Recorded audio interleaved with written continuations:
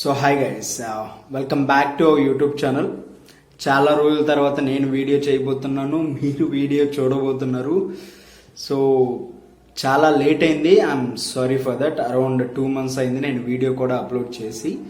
So ఈ రోజు నుంచి అంటే ఈ వీడియోస్ నుంచి ఎవ్రీ వీక్ అరౌండ్ 2 వీడియోస్ అనేది అప్లోడ్ చేస్తాను. అండ్ అంతేకాకుండా ఎప్పుడు ఎస్ఏపి ఎఫ్ఐసిఓ వీడియోస్ చేసి చేసి చేసి కోర్స్ నాకు కూడా కొంచెం బోర్ కొట్టింది. లిటిల్ బిట్ చేంజ్ అనమాట. ఈ రోజు నుంచి వీక్లీ 2 వీడియోస్ వస్తాయి. అది కూడా ఒక కొత్త అప్లికేషన్ గురించి, లైక్ ఒక కొత్త సాఫ్ట్వేర్ టూల్ గురించి. అది ఆ టూల్ అంటే ఏమిటి, దాన్ని ఎందుకు యూజ్ చేస్తారు, అండ్ ఆ టూల్ నేర్చుకోవడానికి ఎడ్యుకేషన్ బ్యాక్గ్రౌండ్ ఏంటి, ఒకవేళ అది నేర్చుకోవడానికి ఎంత టైం పడుతుంది, అండ్ ఆ salary range, like experienced candidate అయినా లేదంటే ఫ్రెషర్స్కి అయినా ఎంత శాలరీ అనేది వస్తుంది ఒకవేళ ఆ టూల్ నేర్చుకుంటే, ఆ సాఫ్ట్వేర్ కోర్స్ అనేది నేర్చుకుంటే అనే విషయాల గురించి ఈ రోజు నుంచి అంటే ఇక్కడ నుంచి వీక్లీ 2 వీడియోస్ అనేది నేను అప్లోడ్ చేస్తానన్నమాట. సో ఆ వీడియోస్ ద్వారా మీరు తెలుసుకోవచ్చు. ఈ రోజు ఈ ఎపిసోడ్లో భాగంగా అంటే ఈ వీడియోలో మనం తెలుసుకోబోయే ఒక కొత్త సాఫ్ట్వేర్ వచ్చేసరికి క్లౌడ్ కంప్యూటింగ్. క్లౌడ్ కంప్యూటింగ్ అంటే ఏమిటి అంటే ఈ వీడియోలో క్లౌడ్ కంప్యూటింగ్ అంటే ఏమిటి, ఈ క్లౌడ్ కంప్యూటింగ్ ఏ విధంగా వర్క్ అవుతుంది, అండ్ అదే విధంగా ఒక టైప్స్ ఆఫ్ క్లౌడ్ కంప్యూటింగ్ అంటే ఏమిటి, ఈ క్లౌడ్ కంప్యూటింగ్ ద్వారా మనకి కలిగే అడ్వాంటేజెస్ అంటే మనకంటే కంపెనీస్కి, ఈ ఎవరైతే ఈ క్లౌడ్ కంప్యూటింగ్ అనేది యూజ్ చేస్తారో వాళ్ళకి ఎలాంటి అడ్వాంటేజెస్ అనేది ఉంటాయి, అండ్ యాజ్ వెల్ యాజ్ ఈ క్లౌడ్ కంప్యూటింగ్ కోర్స్ కనుక మనం నేర్చుకుంటే ఎంత టైం పడుతుంది నేర్చుకోవడానికి, అండ్ యాజ్ యూజువల్ ఎంత శాలరీ అనేది మనం ఎర్న్ చేయగలము అనే విషయాల గురించి ఈ వీడియోలో మనం తెలుసుకుందాం. సో ఫస్ట్ అయితే క్లౌడ్ కంప్యూటింగ్ అంటే ఏమిటి, ఓ స్మాల్ డెఫినేషన్ చెప్తాను. ఈ డెఫినేషన్ మీకు ఇప్పుడు అర్థం కాకపోవచ్చు, నేను ఆ డెఫినేషన్ని ఒక క్లియర్గా ఎక్స్ప్లెయిన్ చేసి మీకు అర్థమయ్యేలా చెప్తాను అనమాట. It's small thing. So cloud computing is the delivery of different services through the internet, including data storage, services, databases, and networking and software. Cloud based on storage makes it possible to save files to remote database and retrieve them on demand. ఇది ఒక definition అనమాట. ఇదే డెఫినేషన్ని ఇప్పుడు మీకు అర్థం కాకపోవచ్చు, నేను దీని గురించి ఎక్స్ప్లెయిన్ చేశాక నేను మళ్ళీ చెప్తాను, అప్పుడు మీకు ఈజీగా అర్థమవుద్ది. సో ఇంకొక డెఫినేషన్ వచ్చేసరికి cloud computing is an application based software infrastructure the stores data on remote service which can be accessed through the internet. అంటే క్లౌడ్ కంప్యూటింగ్ అంటే ఏమిటంటే బేసికల్లీ ఫర్ ఎగ్జాంపుల్ మనం ఒక కంపెనీలో జాయిన్ అయ్యాము అనుకోండి. సో బేసిక్ థింగ్, ఒక కంపెనీలో మనం జాయిన్ అయ్యాము అనుకోండి, లైక్ ఒక కార్పొరేట్ కంపెనీలో. ఆ కార్పొరేట్ కంపెనీ ఒక ఎంఎన్సి కంపెనీ అంటే వాళ్ళకి అరౌండ్ థౌజండ్స్ ఆఫ్ ఎంప్లాయీస్ అనేది ఉంటారు. అండ్ వాళ్ళ డేటా మొత్తం కూడా రికార్డ్ చేసుకుంటారు. లైక్ వాళ్ళ పేరు, వాళ్ళ పర్సనల్ డీటెయిల్స్, లైక్ వాళ్ళ ఫాదర్ నేమ్, వాళ్ళ అడ్రస్ కానివ్వండి, లేదంటే ఆ పర్సన్ ప్రీవియస్గా ఏ కంపెనీస్లో వర్క్ చేశారో ఆ ప్రీవియస్ పే స్లిప్స్, అండ్ వాళ్ళ ఎక్స్పీరియన్స్ లెటరు, ఇలాంటి ఒక స్మాల్ బేసిక్ ఇన్ఫర్మేషన్ అనేది మన దగ్గర నుంచి తీసుకుంటారు. కానీ ఆ డేటా ఎక్కడ రికార్డ్ చేసుకుంటారు అంటే ఎక్కడ స్టోర్ చేసుకుంటారు, వాళ్ళ సర్వర్స్లో స్టోర్ చేసుకుంటారు. ఒకవేళ వాళ్ళు గనక ఈ డేటా అనేది ఓన్గా స్టోర్ చేసుకోవాలంటే ఒక టాప్ ఎంఎన్సి కంపెనీస్కి ఒక పర్సనల్ డేటా, ఒక ఎంప్లాయీ యొక్క పర్సనల్ డేటా స్టోర్ చేసుకోవడానికి దాదాపు ఒక సర్వర్ అనేది మెయింటైన్ చేయాలన్నమాట. ఒక సర్వర్ని మెయింటైన్ చేయాలి, and as usual only personal డీటెయిల్స్కి. అండ్ అదేవిధంగా అవుట్లుక్, లైక్ కొన్ని మెయిల్స్ ఉంటాయి, ఆ మెయిల్స్ ద్వారా కొన్ని ఏదన్నా సమ్ డేటా అనేది ఉందనుకోండి, ఆ డేటాని స్టోర్ చేయడానికి కొన్ని సర్వర్స్ కావాలి. ఈ విధంగా ఒక కంపెనీ దానికి సంబంధించిన ఆ కంపెనీకి సంబంధించిన డేటా అనేది స్టోర్ చేసుకోవడానికి కొన్ని సర్వర్స్ అనేది మెయింటైన్ చేస్తూ ఉంటారు. ఓన్గా సర్వర్స్ అనేది మెయింటైన్ చేస్తే ఆ సమ్ మెటీరియల్ అంటే సమ్ మిషనరీ కొనడానికి అమౌంట్, అండ్ ఆ సర్వర్స్ రూమ్స్ని ఏర్పాటు చేసుకోవడానికి ఒక amount, wifi, internet charges, and power bills, ఇలాంటి చాలా ఖర్చు అవుతుంది అనమాట. ఈ క్లౌడ్ కంప్యూటింగ్ అనేది వన్ కైండ్ ఆఫ్ సర్వీస్ అన్నమాట.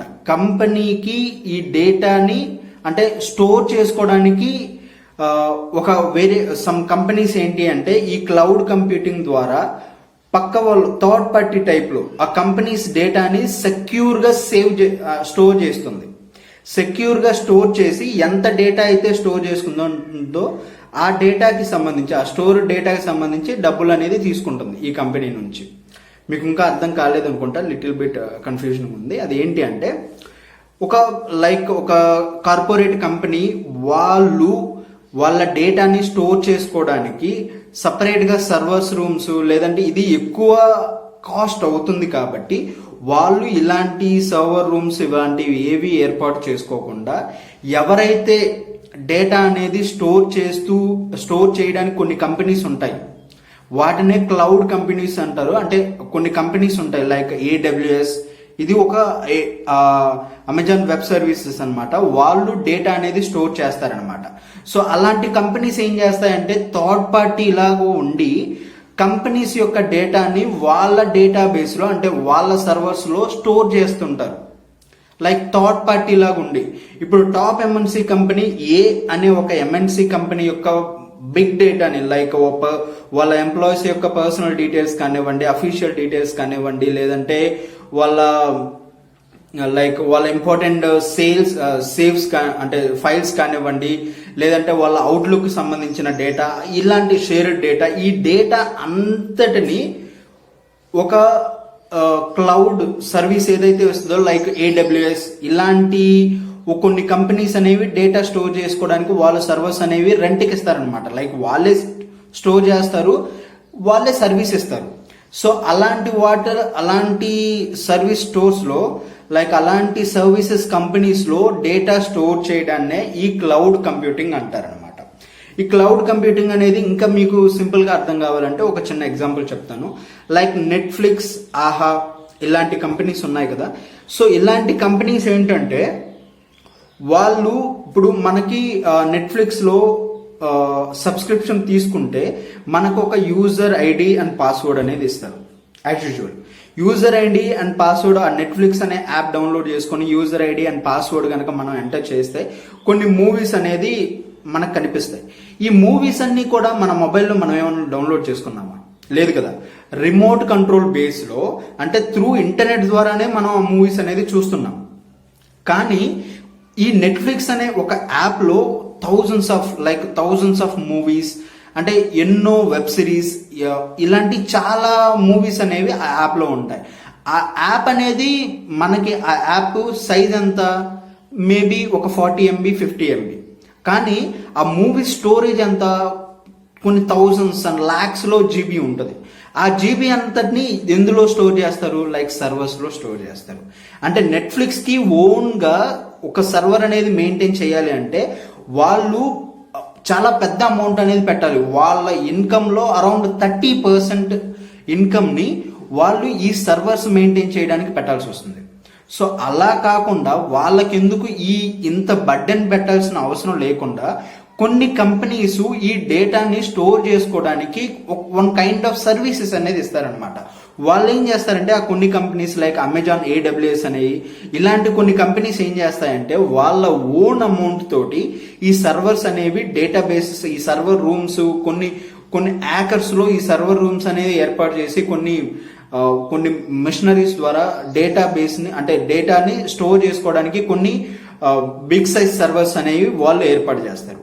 వాళ్ళు సర్వీస్ ఇస్తారనమాట. లైక్ ఇక్కడ నెట్ఫ్లిక్స్ అనేది ఉంది కదా, ఈ నెట్ఫ్లిక్స్ వాళ్ళు ఏం చేస్తారంటే ఈ డేటాని స్టోర్ చేసే కంపెనీ వాళ్ళని కండక్ట్ అవుతారు. లైక్ వాళ్ళని కలిసి వాళ్ళ డేటాని ఈ సర్వర్స్ లో స్టోర్ చేసుకోవడానికి వాళ్ళ దగ్గర ఒక కాంట్రాక్ట్ అనేది కుదురుద్ది అనమాట. సో ఈ నెట్ఫ్లిక్స్ లో ఉన్న అన్ని మూవీస్ అన్ని కూడా ఈ సర్వర్స్ లో స్టోర్ చేసుకుంటారు. అది ఒక సర్వీస్ అనేది ఇస్తారు ఆ కంపెనీ ఏంటి అనేది లైక్ AWS అనే అనుకోండి, అమెజాన్ వెబ్ సిరీస్, నెట్ఫ్లిక్స్ కానీ ఇలాంటి పెద్ద పెద్ద కంపెనీస్ అన్ని కూడా AWS లోనే డేటా అనేది స్టోర్ చేస్తుంటారు. సో ఏడబ్ల్యూఎస్లో ఏం చేస్తారంటే డేటా అనేది స్టోర్ చేస్తారు. మనము ఎప్పుడైతే ఈ నెట్ఫ్లిక్స్ అనేది యాప్ డౌన్లోడ్ చేసుకొని user ID and password enter చేసిన వెంటనే మనకు మూవీస్ అనేది కనిపిస్తాయి. మనం ఒక మూవీ మీద బటన్ ప్రెస్ చేయడంలోనే అది రిమోట్ కంట్రోల్ బేస్లో ఆ డేటా స్టోర్ నుండి ఆ డేటా సర్వర్స్ నుండి మనం మూవీ అనేది చూడగలుగుతున్నాం. It's like online. సో మళ్ళీ డెఫినేషన్ చదువుతాను వినండి, ఇప్పుడు మీకు క్లియర్గా అర్థమవుతుంది. Cloud computing is the delivery of different services. Cloud computing అనేది లైక్ ఈ ఏడబ్ల్యూఎస్ అనే ఒక సర్వీసెస్ ఉంది కదా, వాళ్ళు ప్రొవైడ్ చేసే వన్ కైండ్ ఆఫ్ సర్వీసెస్ అన్నమాట.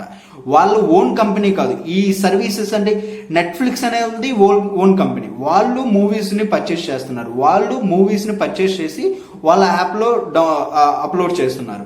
సో అది వాళ్ళ ఓన్ ప్రోడక్ట్. కానీ ఈ ఏడబ్ల్యూఎస్ అనే వాళ్ళు సర్వీస్ ఇస్తున్నారు. Cloud computing. క్లౌడ్ అంటే డేటా అనేది స్టోర్ చేయడం. సో ఇతరుల డేటా అనేది స్టోర్ చేయడం. Like cloud computing is the delivery of services. ఈ క్లౌడ్ కంప్యూటింగ్ అనేది సర్వీసెస్ అనేది ఇస్తుంది త్రూ ద ఇంటర్నెట్ ద్వారా. మనం ఏదైతే మొబైల్లో లైక్ నెట్ఫ్లిక్స్ అనేది డౌన్లోడ్ చేసుకొని user ID and password enter చేసి మూవీ చూస్తామో ఇంటర్నెట్ ద్వారా, without internet we can't see any movie, right? So internet ద్వారా మనం మూవీ ఏదైతే చూస్తామో అది. Cloud computing is the delivery of different services through the internet including data storage. ఈ data అనేది స్టోర్ చేయడం ఇది ఒక సర్వీస్. అండ్ డేటాబేసెస్, వాళ్ళ డేటాబేస్లో ఉన్న మొత్తం కూడా అంటే వాళ్ళ డేటాబేస్లో ఉన్న అన్ని ఫైల్స్ని కూడా స్టోర్ చేస్తుంది. Networking and software could based a storage make it possible to save. అదేంటంటే వాళ్ళ మెయిన్ ఇంటెన్షన్ ఏంటంటే ఆ డేటాని స్టోర్ చేయడం విత్ సెక్యూర్గా. డేటా అనేది స్టోర్ చేసి రిమోట్ కంట్రోల్ బేస్లో సర్వీసెస్ ఇవ్వడం. ఇది క్లౌడ్ కంప్యూటింగ్ అంటాం. సో ఈ వాట్ ఈస్ క్లౌడ్ కంప్యూటింగ్ అనేది తెలుసుకున్నాం కదా. Cloud computing is the service.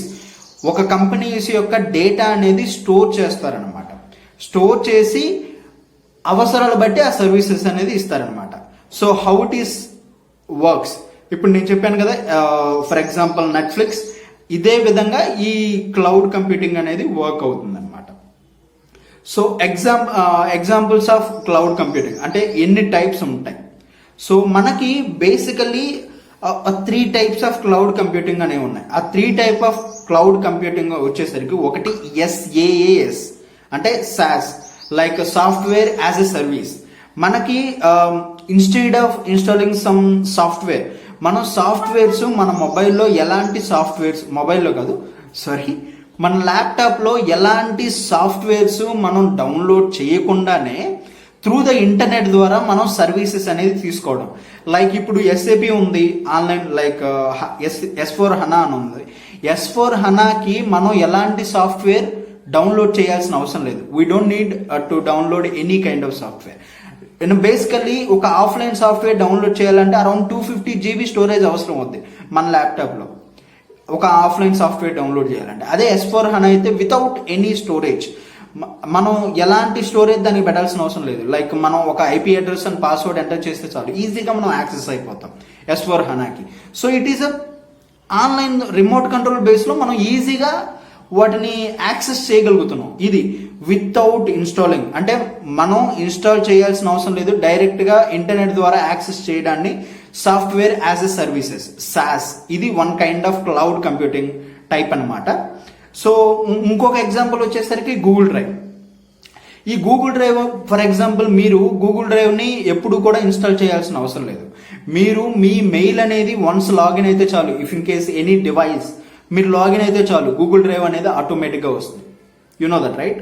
So as usual. అదేవిధంగా సెకండ్ వన్ వచ్చేసరికి IaaS, infrastructure as a service.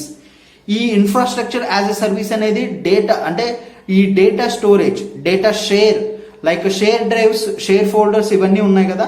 So అలా డేటా అనేది ఒక 10 మంది లేదంటే ఒక 20 మంది ఇలా యూజువల్గా మనం ఎక్కడ అప్డేట్ చేస్తే అక్కడ ఎవరెవరికో రిఫ్లెక్ట్ అవుతుంది కదా.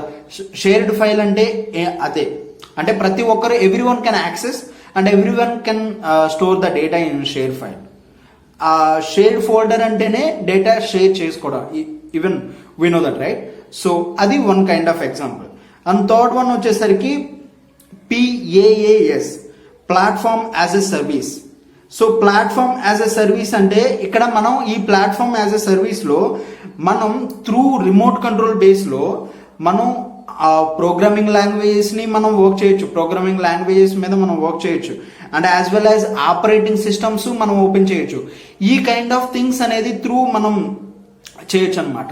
లైక్ ఈ క్లౌడ్ కంప్యూటింగ్ అనేది మనకి లైక్ 3 ఎగ్జాంపుల్స్ ఉన్నాయి. ఒకటి డేటా స్టోర్ చేయడం ఒకటి, అండ్ ఆన్లైన్ బేసిస్లో అప్లికేషన్ అనేది యాక్సెస్ చేయడం.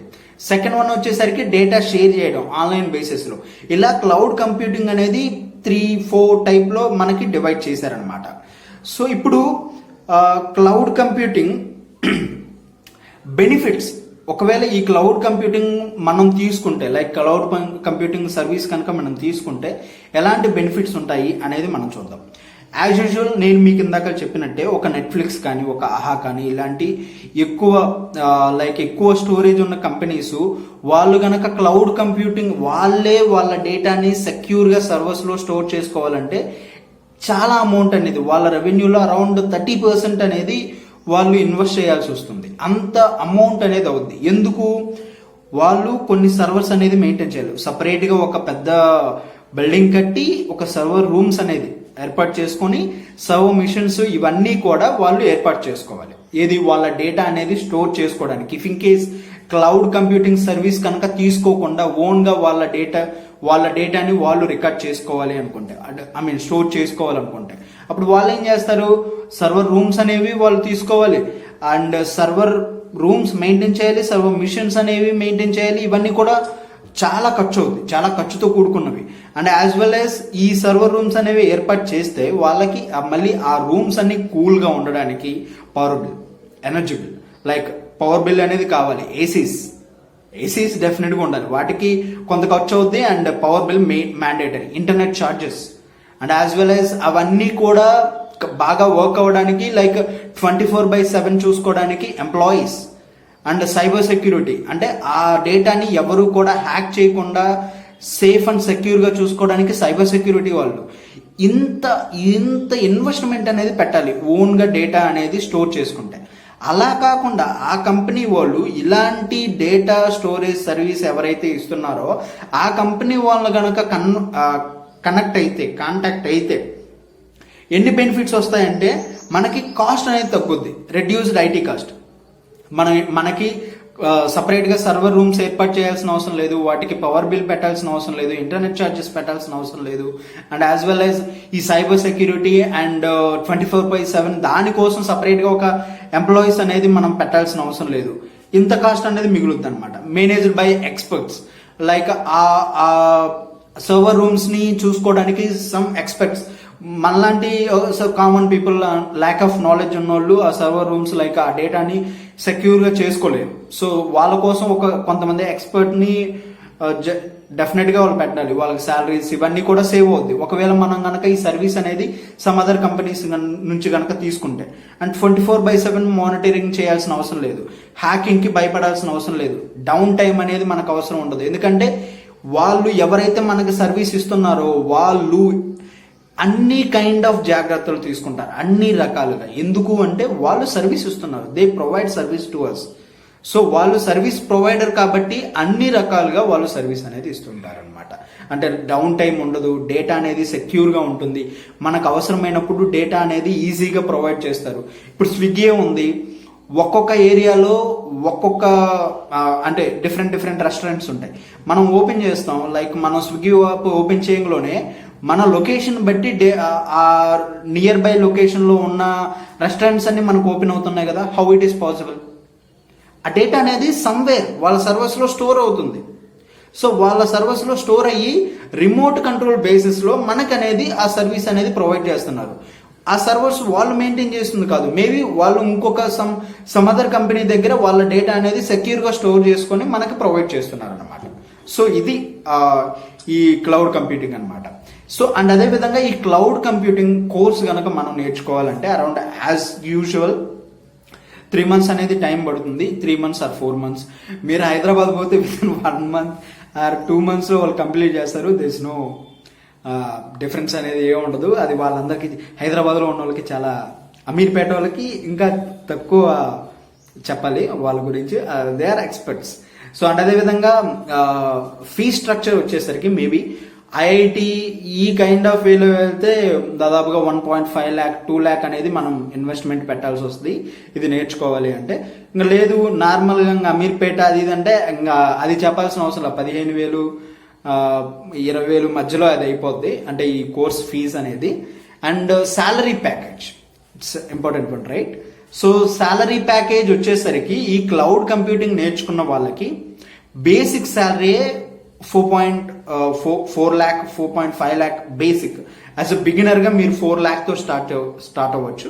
లైక్ ఎంత దరిద్రంగా వేసుకున్నా కూడా 30,000 తోటి మీ కెరీర్ అనేది డెఫినెట్ గా స్టార్ట్ అవుద్ది ఈ క్లౌడ్ కంప్యూటింగ్ కనుక మీరు నేర్చుకుంటే. అండ్ మీకు కనుక ఒక 10 years లేదంటే ఒక 8 years ఇలా ఎక్స్పర్ట్ అయితే ఈ క్లౌడ్ కంప్యూటింగ్ లో you can earn around per month 2 lakh. Simple, చాలా సింపుల్. మనకి కష్టం కానీ వాళ్ళకి సింపుల్ అదే. ఓకే, ఇదనమాట. సో ఈ వీడియో కనుక మీకు ఎంతో కొంత హెల్ప్ అయ్యింది అని అనుకుంటే కామెంట్ చేయండి ఇట్స్ హెల్ప్ఫుల్ అని. లేదంటే మీరు ఏదన్నా ఒక కొత్త టూల్ లైక్ మీరు అనుకున్న టూల్ గురించి నేను ఎక్స్ప్లెయిన్ చేయాలనుకుంటే ఆ టూల్ గురించి లైక్ ఆ సాఫ్ట్వేర్ గురించి కామెంట్ చేయండి. దాని గురించి నేను డెఫినెట్గా వీడియో అనేది చేస్తానన్నమాట. So that's it. సో ఈ వీడియో కనుక మీకు నచ్చినట్లయితే as usual like, share, subscribe and comment. Don't forget to add a comment. Okay, so thank you.